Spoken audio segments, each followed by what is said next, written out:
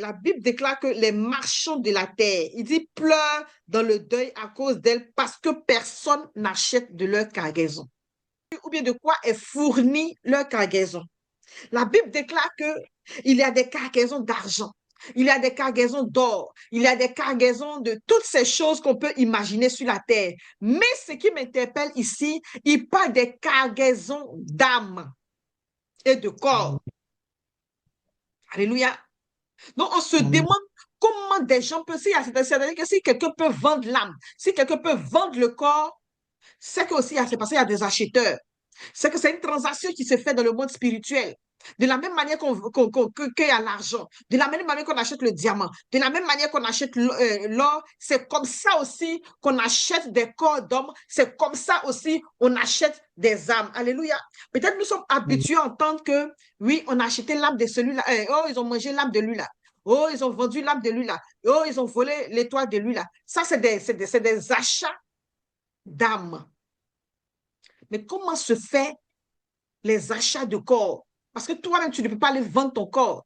Toi-même, tu ne peux pas les vendre. Mais vous savez, dans le monde spirituel, dans le monde de la sorcellerie, il y a des lieux où des corps sont vendus. Il y a des lieux où des âmes sont vendues. Et nous voyons même dans des marchés, quand tu vas dans des marchés comme au Nigeria, aujourd'hui, ça se passe un peu partout, même en Côte d'Ivoire, il y en a aujourd'hui, partout au Bénin, tu vas voir des marchés qui ne sont plus cachés, des marchés à ciel ouvert où on vend des parties du corps humain.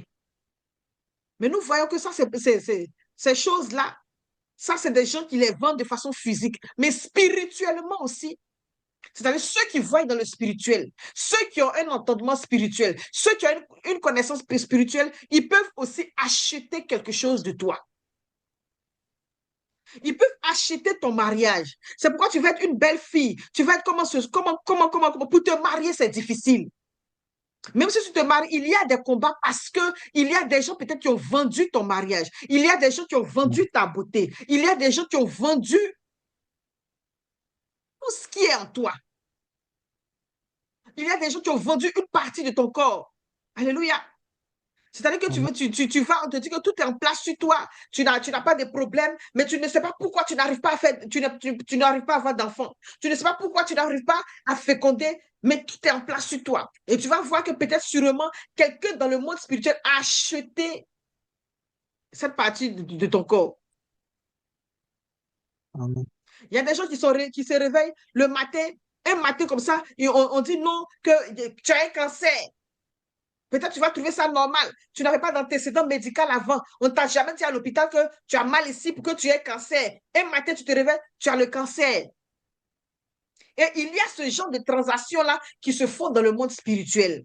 Quelqu'un peut prendre ta beauté, quelqu'un peut prendre ton visage. De la même manière, on prend ton visage pour aller attaquer les gens en rêve. C'est de la même manière, on peut acheter ton visage pour aller faire des choses. C'est de la même manière, on peut acheter ta beauté. Et toi, tu passes, les gens aussi, c'est-à-dire qu'on voit la grâce sur toi. On voit le bonheur sur toi. On voit la chance sur toi. Et quelqu'un vient et il vient acheter ta grâce. Il vient acheter. Et toi, tu vas maintenant partout, tu t'en vas pour le travail, il n'y a pas de travail. Tu t'en vas pour ici. En tout cas, comme on le dit, tu as des malheurs sur des malheurs. Tu ne sais pas ce qui t'arrive. Tu as chassé les liens de famille, tu as chassé les liens héréditaires, tu as chassé toi-même les liens que tu as fait, mais tu ne sais pas pourquoi la situation est toujours pareille. Parce qu'une personne qui voit dans le monde spirituel, qui n'est pas forcément ton parent, qui n'est pas forcément quelqu'un de ta famille, a vu la grâce qui est sur toi et il a acheté cela.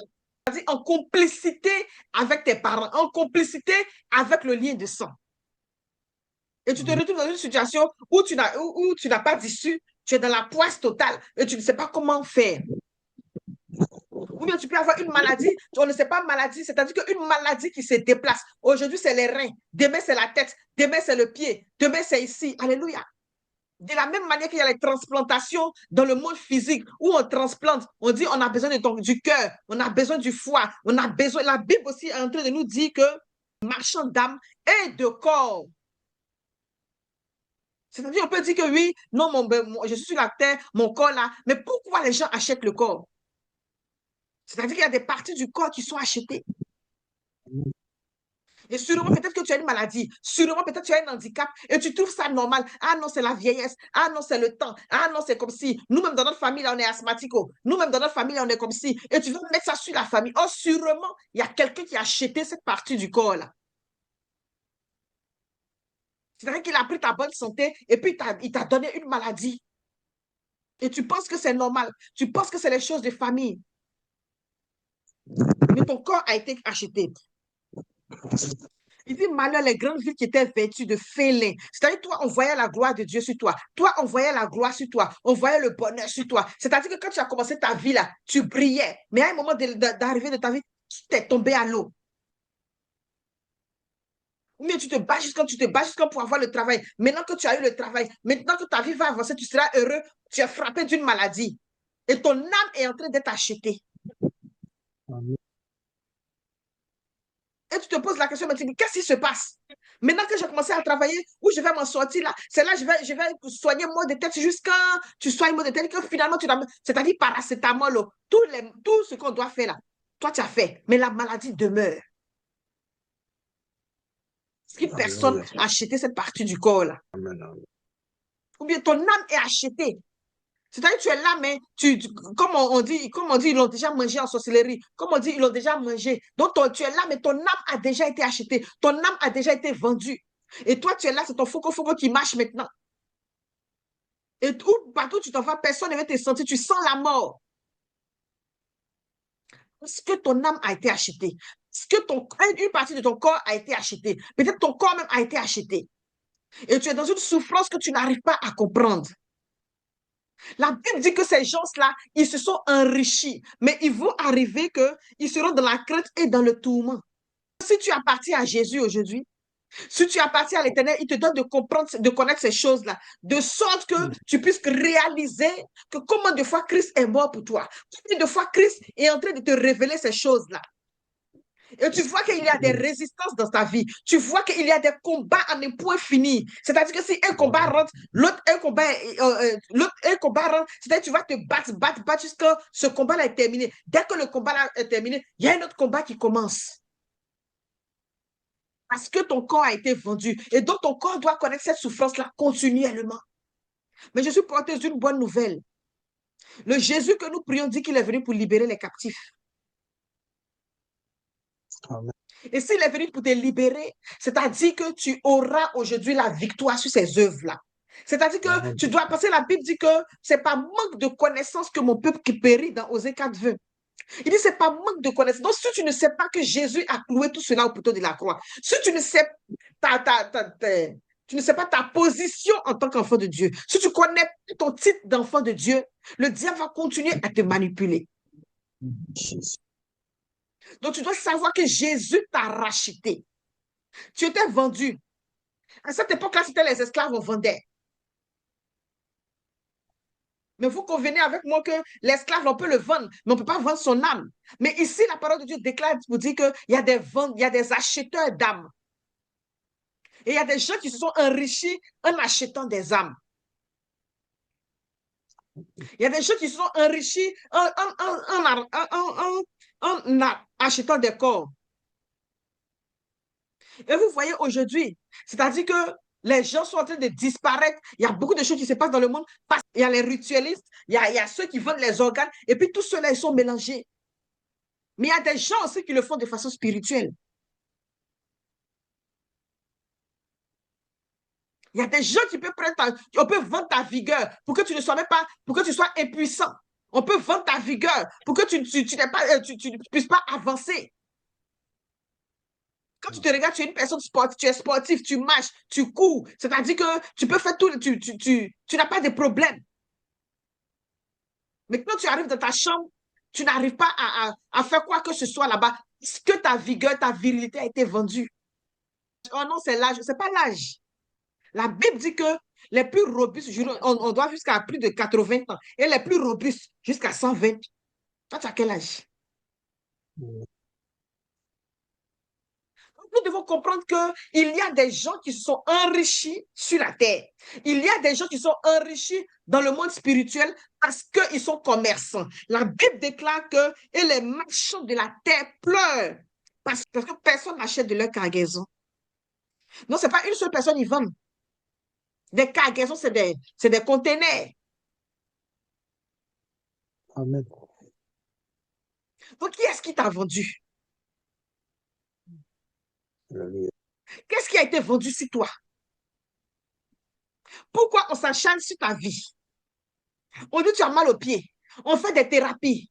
On te donne des médicaments. Le pied là ne guérit pas. Tu as fait toutes les radios possibles. On dit le pied là ne guérit pas.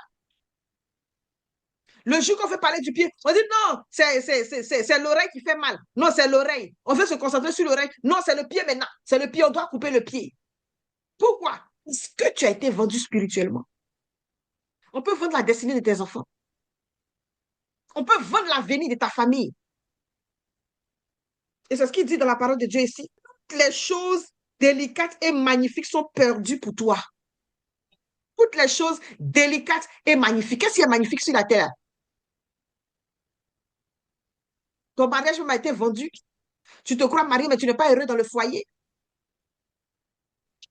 Et tu es en train de souffrir. Donc, il y a des choses qui sont vendues de ta vie. Et ce soir, le Seigneur veut te délivrer. Et ce soir, le Seigneur te permet de comprendre qu'il y a des choses qui ont été vendues de ta vie. Et tu dois savoir que ce que tu es en train de vivre là, ce n'est pas normal. Ce que tu es en train d'expérimenter là, ce n'est pas normal. Mais que les marchands de la terre sont passés par là, c'est pourquoi tu expérimentes ces choses-là. Il est arrivé ce temps-là pour que Dieu extermine toutes ces choses, pour que Dieu arrête ce processus de commerce, parce qu'il a payé le prix pour toi au poteau de la croix. Donc la bonne nouvelle, c'est que Jésus a payé pour toi au poteau de la croix. Donc il n'y a pas de raison que tu vives encore cette souffrance-là. Il n'y a pas de raison que tu sois dans cette précarité. Il n'y a pas de raison que tu expérimentes ce que ta maman a expérimenté, ce que ton papa a expérimenté.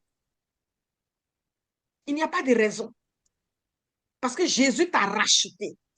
C'est pourquoi la Bible dit que Jésus nous a rachetés à un grand prix, parce qu'on avait été vendus. Et ce commerce-là continue par les marchands de la terre. Amen. Je veux t'encourager ce soir, comprendre que quel que soit le commerce, quelle que soit la transaction qui a été faite sur ta vie, sur la vie de tes enfants, sur ta destinée, Jésus a payé de son prix et il t'a racheté. Donc, c'est à toi d'aller arracher. C'est à toi de prendre autorité pour dire, je ne suis plus la proie de l'ennemi. Parce que tu connais désormais tes droits. Parce que tu sais réellement aujourd'hui qui tu es. Donc, tu ne peux pas accepter qu'on puisse te vendre ou bien vendre quelque chose sur toi. Non. Amen.